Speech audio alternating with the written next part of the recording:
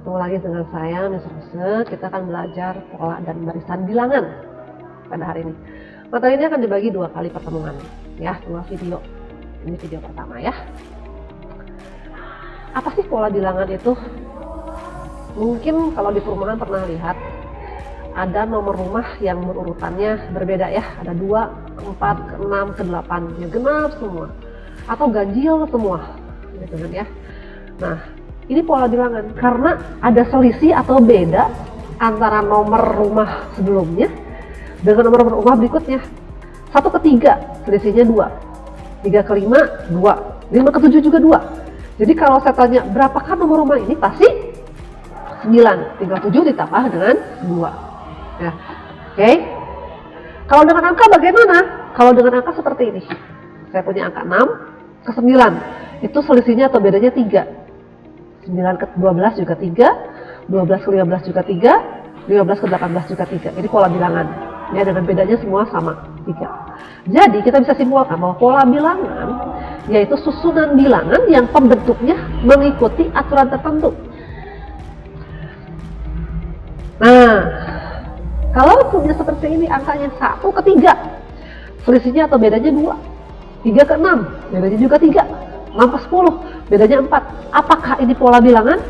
Ini juga pola bilangan. Karena selisihnya dia selalu naik satu-satu. Ini adalah pola tertentu, aturan tertentu. Ada berbagai macam pola bilangan. Yang pertama pola bilangan genap. Oke. Pola bilangan genap mempunyai pola beda 2. Ya, kita bisa lihat di situ. Ada juga pola bilangan ganjil. Dimulai dari angka 1 dengan beda juga 2. Ada juga pola bilangan persegi atau square ya. Untuk pola square itu pangkat, 1 pangkat 2 adalah 1, 2 pangkat 2 adalah 4, nah dan seterusnya. Ada juga pola bilangan segitiga. Oke, segitiga ini dengan pola bilangannya beda 2, beda 3, beda 4, beda 5 dan seterusnya. Ya, ini juga pola bilangan. Oke, aturannya ada ya. Ada juga pola bilangan persegi panjang. Nah, ada beda 4, beda 6, beda 8. Lihat polanya ya. Oke, ini bilangan genap ya, dimulai dari angka 4 ya. Pola bilangan Fibonacci ini sedikit berbeda. Nah, kalau diketahui seperti ini, kita bisa tahu dapat dari mana 4 ini. Itu hasil penjumlahan 1 tambah 3, 4, 3 tambah 4, 7, 4 tambah 7, 11, 7 tambah 11, 18, 11 tambah 18, 29. Itu Fibonacci. Yuk kita coba Fibonacci ya. Oke. Kalau diketahui cuma baru 2 angka, 1 dengan 1. Berapakah bilangan berikutnya untuk Fibonacci? Jumlahkan saja. 1 tambah 1 yaitu 2. 1 ditambahkan 2, 3. 2 ditambahkan 3, 5. 3 ditambahkan 5, 8. 5 ditambahkan 8, 13. Oke.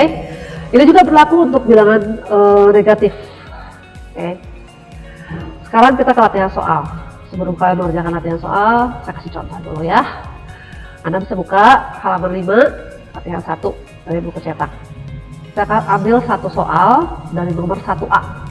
Diketahui 1, 4, 7, 10. Ditanyakannya kan suku berikutnya atau angka berikutnya atau bilangan berikutnya. Harus tahu dulu polanya. Dilihat dari sini polanya adalah beda 3. 4 ke 7 bedanya juga 3. 7 ke 10 bedanya juga 3. Jadi untuk yang suku berikutnya atau angka berikutnya atau bilangan berikutnya, tinggal 10 ditambah 3 yaitu 13. Yang berikutnya lagi 10 tambah 3 yaitu 16. 16 tambahkan 3 yaitu 19. Contoh soal berikutnya, masih latihan 1 halaman yang kelima. Oke, saya ambil nomor 2, itu ada noktah atau bulatan di situ. Saya sudah hitung noktahnya. Oke, ada 8, 11 dan 14. Sama ya. Harus tahu dulu polanya. 8 ke 11 bedanya 3. 11 ke 14 bedanya 3. Jadi suku berikutnya atau angka berikutnya 14 tambahkan 3 yaitu 17. 17 tambahkan 3 yaitu 20. Ya, saya percaya kalian pasti bisa. Oke. Next, tentang barisan bilangan. Ada dua macam barisan bilangan. Yang pertama aritmatika, yang keduanya geometri. Nanti di pertemuan berikutnya kita akan bahas tentang geometri ya. Aritmatika. Sebelumnya sudah saya kasih clue mengenai satu bilangan seperti ini di awal ya. Ada angka 6 ke 9, dengan beda 3, 9 ke 12, bedanya juga 3, 12 ke 15 juga bedanya 3.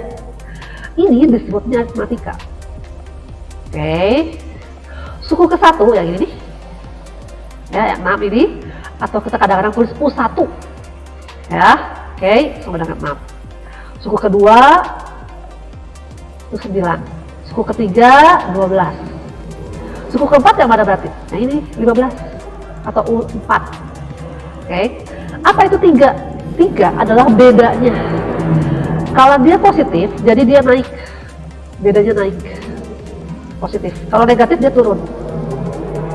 Berdasarkan data yang ada, maka untuk barisan bilangan aritmatika dapat rumus seperti ini. UN sama dengan A ditambah dalam kurung N kurang 1 dikali B. UN adalah suku ke berapa? Suku ke N ya. 1, 2, ketiga, keempat, dan seterusnya. B itu beda atau selisihnya. A suku pertama atau U1 juga boleh. Kita akan lanjutkan dengan contoh soal dari barisan bilangan aritmatika. Tadi sudah diketahui beberapa angka untuk contoh soal. Kita akan masukkan ke dalam beberapa pertanyaan ya. Pertanyaan pertama, tentukan rumus suku ke N.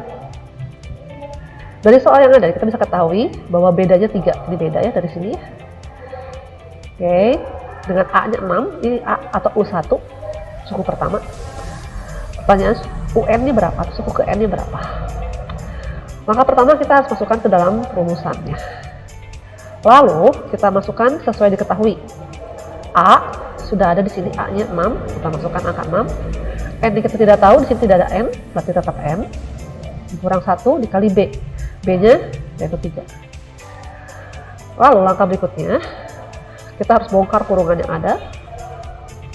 N kali 3. 3N minus 1 kali 3 minus 3. Ada yang sejenis yaitu 6 dan minus 3. Kita bereskan dulu yang sejenis yaitu UN sama dengan 3 ditambah 3M. Selesai. Jadi sampai situ jawabannya. Kalau pertanyaan kedua, tentukan suku ke-7. Suku ke-7 itu kita bisa pakai dari rumusan yang sudah jadi tadi. Apa itu 7? 7 adalah pengganti huruf N. Ya, jadi kalau di sini 7-nya udah diganti N, berarti di sini juga diganti 7 angka N. Huruf N diganti dengan angka 7. 3 ditambah 3 kali 7. Jadi 3 ditambah 21. Jadi U7 sama dengan 24. Jadi soal yang sama. Oke. Pertanyaannya, jika diketahui suku ke N adalah 258, berapa banyak suku pada barisan tersebut? Oke, kalau saya cek berarti B-nya 3. Saya ingatkan kembali, B dapat dari sini ya. A-nya 6, itu A adalah suku pertama. UN-nya 258, 258 itu dari soal. Berapakah N-nya? Karena kita sudah punya rumus dari soal sebelumnya, kita bisa pakai. Kalau kita belum punya, kita bisa pakai rumusnya ini. Kalau sudah ada, pakai saja yang ada. Ya, tinggal dimasukkan. UN-nya 258 ditambah 3 ditambah 3M. N yang kita cari. Kita pindah ruas. Ya, sehingga 3N didapat sama dengan 255. Berarti N didapat dari 255 dibagi 3, yaitu 85. Saya akan berikan lagi contoh soal yang lainnya dari latihan 5 halaman 29. Kalian bisa buka halaman tersebut. Nomor 1A. Diketahui angka 7, 9, 11, 13, dan 15. Tetap harus cari polanya dulu. Ya. Polanya adalah pola beda 2 di sini. Kalau kalian lihat. Nah, berarti bedanya 2. Hasil dari pola tadi, A yaitu atau suku pertamanya 7, suku ke N nya apa? Gitu kan ya. Kita pakai satu rumusan ini yang ada. Karena yaitu 7 tadi, N kurang 1 tetap, N kurang 1 dikali bedanya itu 2. Lalu bongkar kurungnya dulu. N dikali 2, 2N, minus 1 kali 2, minus 2. Ada yang sejenis di sini 7 dengan minus 2. Jadi UN sama dengan 2N ditambah 5. Selesai sampai siapa. Contoh soal berikutnya, masih dari latihan 5, nomor 3. Diketahui U1-nya 12, B-nya minus 8, berapakah U10? Masih menggunakan rumus yang sama, kita masukkan saja yang diketahui yang ada. Oke. U10 artinya ini M-nya 10. Kita jadi tinggal ganti. Ingat, U1 sama dengan A, sama saja. Ya, jadi 12 ditambah N ini diganti jadi 10 dikurang 1, bedanya minus 8. Kalau seperti ini, kurung dulu dikerjakan. Ya, 10 kurang 1 adalah 9 dikalikan minus 8. Kita kalikan dulu, jangan ditambah dulu ya, dikalikan dulu. Jadi U10 sama dengan 12 tambah minus 72 atau U10 sama dengan minus 60. Contoh soal yang lain.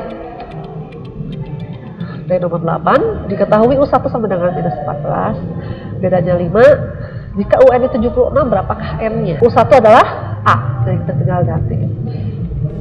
UN yang kita ganti, A yang kita ganti, N yang kita cari, bedanya 5. Oke, kita bongkar dulu kurungnya, N dikali 5, 5N, minus 1 dikali 5, minus 5. Ada yang sejenis, minus 14 dengan minus 5.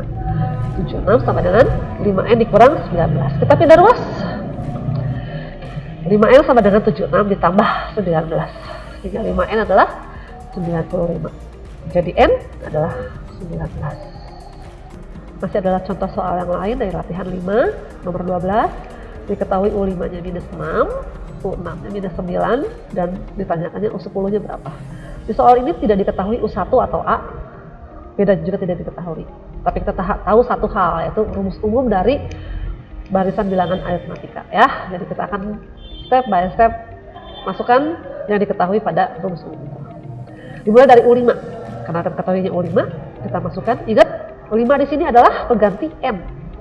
Oke. A tidak diketahui, tulis saja dulu. A tidak diketahui, 5-nya pengganti M dikurang 1, B-nya nggak diketahui, tulis dulu saja B.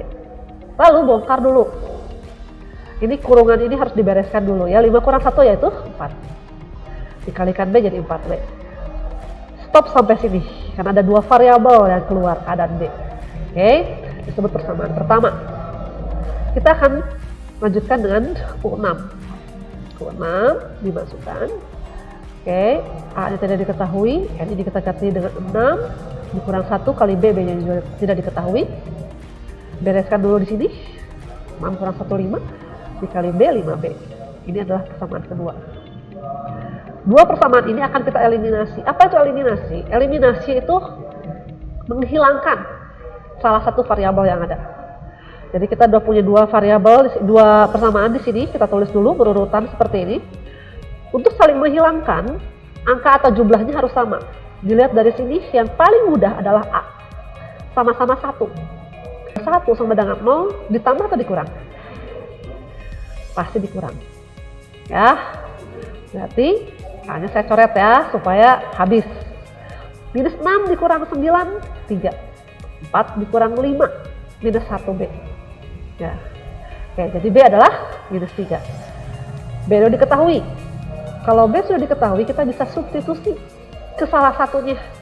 Mau ke persamaan yang pertama, yang ini, atau yang ini. Kalau saya sukanya ke persamaan yang paling kecil angkanya. Biar nggak terlalu besar untuk mengalihkan atau membagi. Oke, saya masukkan ke paling kecil yang ini. Oke. Diganti B-nya dengan minus 3. Sehingga minus 6 sama dengan A dikurang 12. Hasil dari 4 kali minus 3 itu minus 12. Kita pindah ruaskan. Hasilnya adalah A sama dengan 6.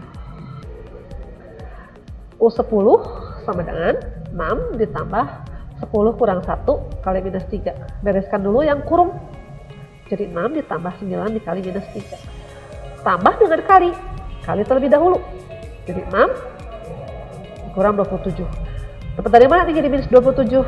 9 dikali minus 3. Ya, hasilnya adalah minus 21. Oke, sekarang kalian coba mengerjakannya step by step. Kerjakan di buku latihan, lalu difoto. Masukkan ke dalam Word, lalu buat filenya dalam PDF. Ingat ada format nama dan kelasnya yang jelas. Boleh pakai pensil, tapi tolong yang jelas.